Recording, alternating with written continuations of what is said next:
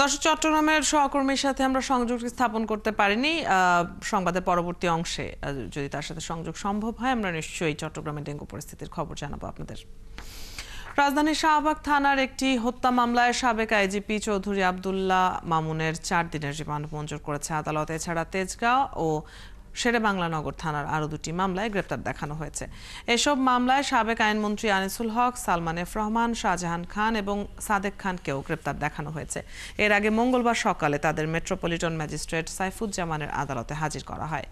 এসব মামলায় গ্রেপ্তার দেখানোর পাশাপাশি 10 দিনের রিমান্ড আবেদন করে পুলিশ। পরে শুনানি শেষে সাবেক আইজিপির 4 দিনের রিমান্ড মঞ্জুর করে আদালত, আর বাকিদের গ্রেপ্তার দেখিয়ে কারাগারে পাঠানো হয়েছে। আরও দুটো পৃথক মামলা ছিল, এটা তেজগাঁও থানা এবং শেরেবাংলানগর। এই পৃথক দুটি হত্যাকাণ্ড ঘটেছিল পৃথকভাবে।